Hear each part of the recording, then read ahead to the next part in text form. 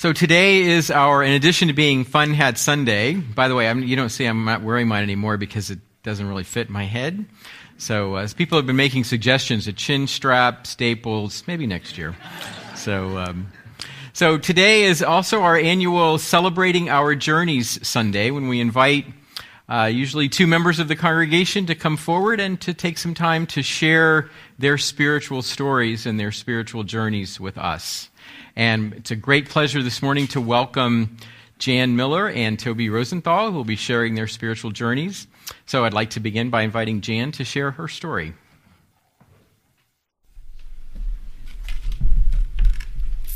With a paternal grandmother born Jewish, a father reared as a Christian Scientist, a maternal grandfather who would not set foot into any church, and a mother who was a staunch Lutheran fundamentalist, I could have had a varied religious upbringing, but my mother ruled. I memorized Lutheran doctrine, learned all other religions were wrong, and I deserved abuse and would land in hell. Somewhere inside of me, however, I had a relationship with a much kinder God than hers, an image associated, I'm sure, with my father, who died when I was 5. While that image remained deeply buried, securely hidden from others, hidden even from me, I think it was my saving grace. Despite learning experiences in college, I continued to believe most of what had been pounded into me. I married a man, headed for Lutheran seminary, and became a Lutheran minister's wife. When the marriage ended, I began attending an Episcopal church, where the service would not trigger my divorce-related grief. It was a congregation devoted to social action, and I found friends, but I couldn't adjust to the Episcopalian hierarchy. In fact, I told the priest I thought it ridiculous that should I want to remarry, I would have to get permission from the bishop, a man who wouldn't know me if he tripped over me. Despite that, I found support in the congregation and beliefs other than the hierarchy that were close to my own. One year, I attended a UCC church. I liked the people, but opposite of what is true now, at the time I couldn't adjust to a church without the type of liturgy that both Lutheran and Episcopal churches have. In 1991, an Episcopalian priest asked if I wanted to see her for spiritual direction. I had no idea what that was, but I appreciated her support and decided to see what it was. Years later, I learned there are many definitions and goals for spiritual direction. In this case, I was given acceptance and freedom of thought. I read books by liberal clergy, and they, along with my spiritual director's support, helped me to slowly accept that I would not be sent to hell if I didn't believe everything I had been taught. In time, I left the Episcopal Church feeling I believed only about 2% of what I was hearing on a Sunday morning. When I took a test online, possibly the same one that Rabbi Horowitz spoke of taking, the results said I was 100% Unitarian Universalist. When my spiritual director retired after 15 years of working with me, I sought and found a UU spiritual director. After a year, she asked if I might be ready to find a church. I was more than ready to do that. I didn't miss the dogma, but I missed having a church family. Reading Nancy Arnold's sermons online drew me here. One in particular touched me very, very deeply. Nancy told of caring for her mother as the woman was dying of pancreatic cancer. I had recently cared for my husband, my second husband, as he was dying of the same. When I came to church, I was given an incredibly warm greeting, though no one knew how much I needed it. Along with the death of my husband, I had suffered many other losses. My life felt very empty. Being shy and introverted, I avoid crowds. So I went on a highway cleanup, figuring I could serve and get to know a handful of people. It worked. Within 3 weeks of my first Sunday here, I signed the membership book. Very different from the 8 years it took me to join the Episcopal Church.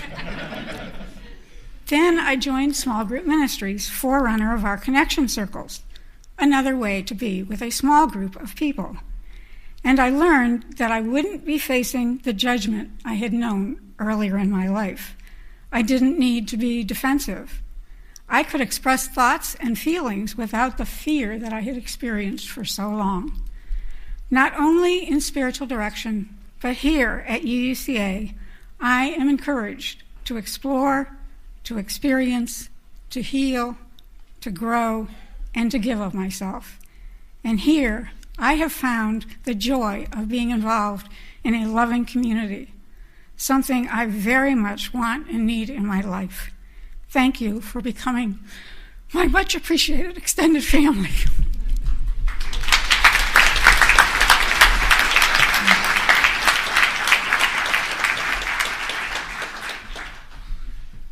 Good morning.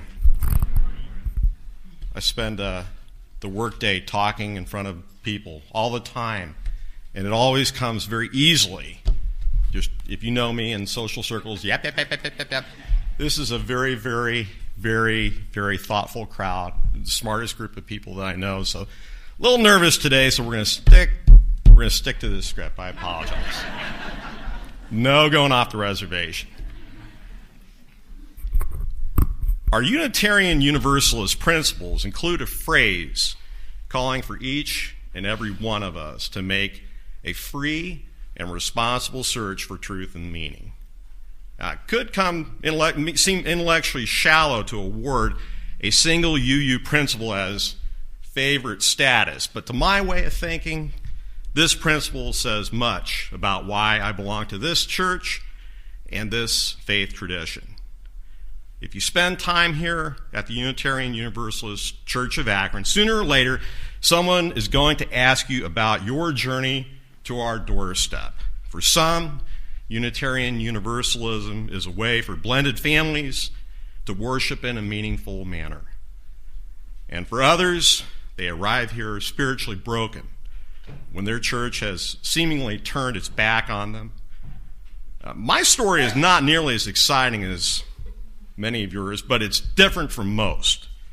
My UU roots trace back to 1932, believe it or not, when a female Unitarian minister married my mother's parents in Duluth, Minnesota. Now, based on this revelation, you might expect a very linear path to my spiritual journey, but this is not the case at all. Grandma, Grandpa, and even my mom, they were not church people. According to traditional Ruha family lore, one did not need to be a churchgoer to be a good Unitarian. So in the early 60s, my mom's attitudes toward church began to soften quite a bit. My parents were living in Amherst, Massachusetts, and my mother started seeing these small newspaper ads talking about Unitarian Universalism. And she was curious and wanted to learn more about the faith that her family claimed but did not actually observe.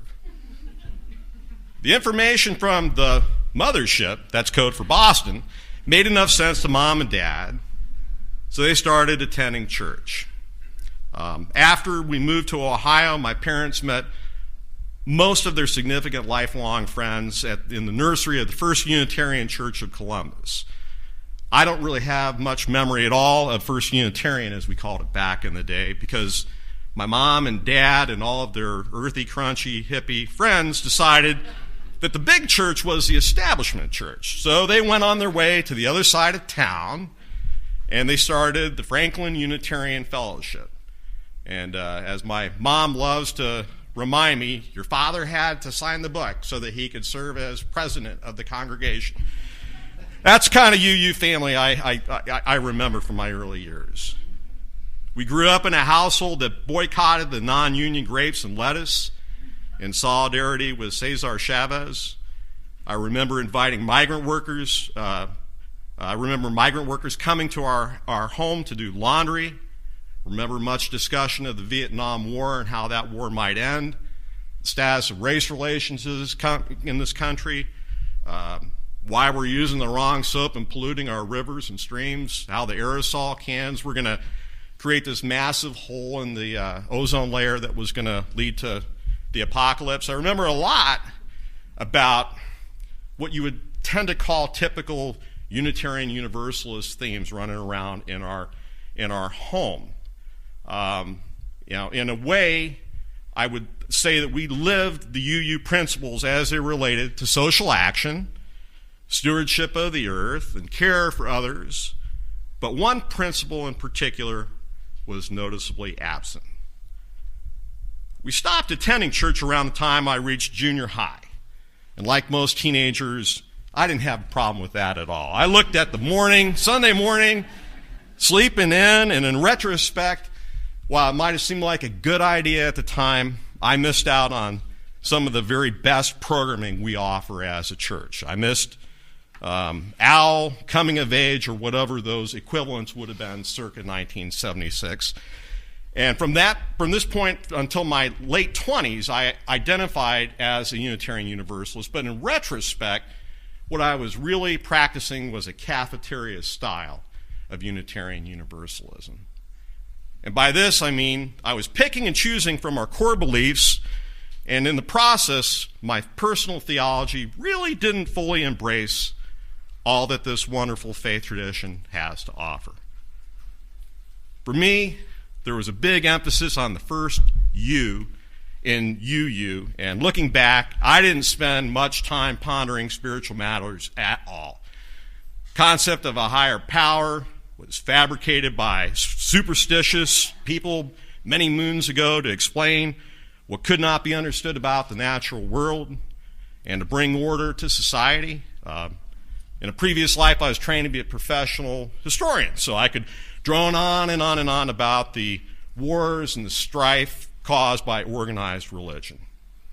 So I practiced some of the UU principles, but my faith was not all that different from the faith of my parents and my grandparents before me. I was focused almost exclusively on what could be proven and what could be explained. There was no place for the mystical or that which relied on faith. Other than my sister's wedding, I didn't step foot inside a UU church again until the early 90s. And I remember the first time we visited here. It was New Year's Day. It was a lay-led service. We had just gotten new hymnals. And the basic gist of the sermon or the service was someone would call out a number, choir would stand up, they all had their robes on, we had pipe organ, and we would all join in song. And from that very first moment, I realized this place is nothing like the fellowship that I attended in the 60s and early 70s. Now, pardon the expression, but it almost seemed a little high church, but I was okay with that. I was okay with that because it felt good, but it didn't have all the trappings of organized religion, which I found troublesome. Church felt like a welcoming home and a place where we could raise a family. Now, if you ask folks why they belong to our church, you'll get a lot of different answers from different people, and many people will say that their primary reason for coming here changes over time. And I'm no exception to this rule. Early on, something about what was going on up here kind of drew me. It would take another 20 years before I actually joined choir. But I joined a really cool band before that. I joined the Blame Mama band. We made music for many years. And I've met my share of lifelong friends. Many of you are here today. You know who you are. I'm not going to have to rattle off names. Bounced in and out of a nonfiction book club over the years, and I always look forward to seeing the familiar faces on the third Monday of every other month.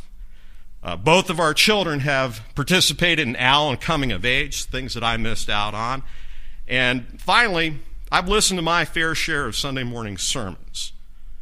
I think more carefully about living all of our UU principles, the origins, and the influence of our faith tradition, and what it truly means to raise our children as Unitarian Universalists. I'm no longer a cafeteria-style UU, And I no longer dismiss the parts of the spiritual world that defy logic and explanation. I no longer believe exclusively in the random nature of events, and I'd say more often than not, things happen for a reason. I may not have all the answers, but I've made peace with the parts of the spiritual world that I'll never fully understand. I still believe that science explains much of the natural world and our place in it, but at this checkpoint in my spiritual journey, I'm kind of at peace with that notion of faith and science coexisting side by side. Some of my evolving views on spirituality are a function of getting older. Others stem from those personal challenges associated with middle age. And our Sunday morning sermons have prompted me to think differently about spirituality too. My spiritual journey is far from over, but I sure am looking forward to the next stop. The process, or the journey, if you will, has helped to bring added meaning and purpose to my life. In closing, I'd like to thank you all for listening, and I'd like to thank the members of this church, my spiritual village, for your love, your care, and your support over many, many years.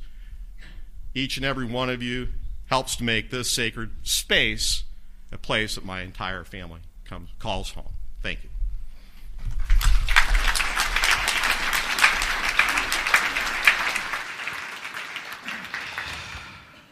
Well, every year when we have this service, it's just so beautiful and so powerful. And I want to begin just by thanking Jan and Toby for sharing your stories with us.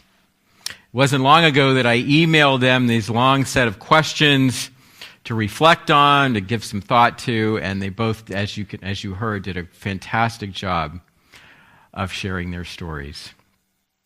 You know, this is the good part, or one of the many good parts, but this is one of my favorite parts of being a UU minister, is the opportunity to just sit back and listen to people share their spiritual journeys. There's so much, as you heard, so much richness and power in those stories that encompass joy and sorrow, healing and hope, change and growth. It's not an exaggeration to say that I have learned more, far more, from listening to your stories, to stories like these, than I have learned from reading any book or taking any class on my journey to becoming a Unitarian Universalist minister. This is where the really good stuff is. And I think what makes those stories so extraordinary is that they speak to the essence of what it means to be a spiritual being and to be a Unitarian Universalist. Our stories reveal, as I think both Jan's and Toby's did today, that in the midst of all of the variety and diversity that characterizes our individual spiritual journeys, we share much in common.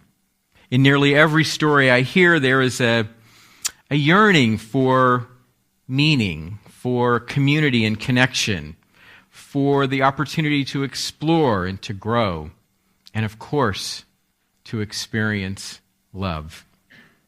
And I think spiritual stories like these tell us a great deal about Unitarian Universalism and about this church community, about how our core values of love and freedom, openness and acceptance, compassion and caring create a space in which those yearnings we bring to this community can find fulfillment, and how those core values enable us to be who we are, while at the same time inviting and inspiring us to grow into the people we yearn to and can become.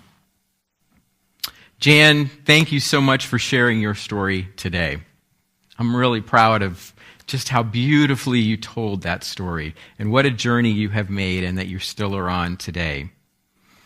I am so moved continuously by your experiences and inspired by the extraordinary intentionality that you bring to your spiritual life. As you shared, your journey has been shaped by moments of pain and loss and sorrow.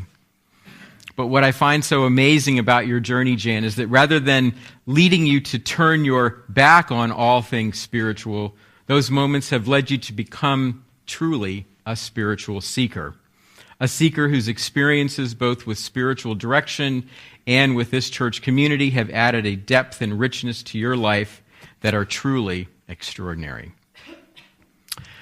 And Jan, I can't stand here without saying a brief word of appreciation for the way you have translated your journey into ministry here at the UU Church of Akron. I'm sure many of you in this room know Jan from her unfailing presence at the visitor's desk every Sunday morning and from her work as the chair of our membership team. I mean, how many of you here have encountered Jan in a newcomer circle or at the new UU class? I mean, right. Everybody could probably raise their hands. So, Jan's commitment to the ministry of hospitality and welcoming is truly a key aspect of her spiritual life, and our church community has benefited in many ways that I can't even begin to count, Jan, so thank you so much. Toby, great job today sharing your spiritual journey as well. As you and I have discussed in the past, when I hear you tell this story, I feel we've got a little kinship. I didn't grow up UU, but I was raised by a very socially conscious parent who observed the lettuce and grape boycotts, who thought Cesar Chavez was absolutely fantastic, which I still do to this day.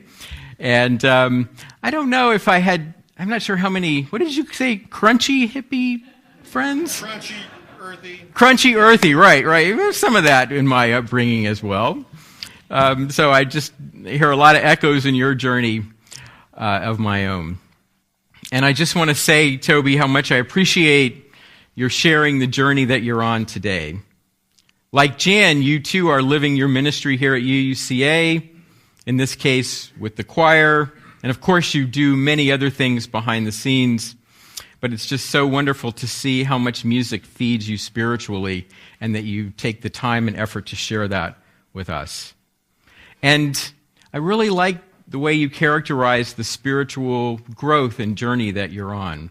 As you said in your reflection, you came to church a pretty convinced, atheist who practiced a kind of a cafeteria-style Unitarian Universalism.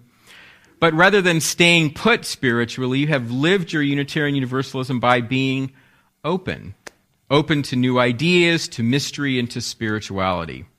And now you're on this wondrous journey taking you in new and exciting directions. And we are so blessed that both of you are sharing your journeys with us. So I just want to conclude by thanking Toby and Jan for sharing their journeys and their lives, their presence, all of your presence. Make this such a blessed community. May your journeys, may all of our journeys be filled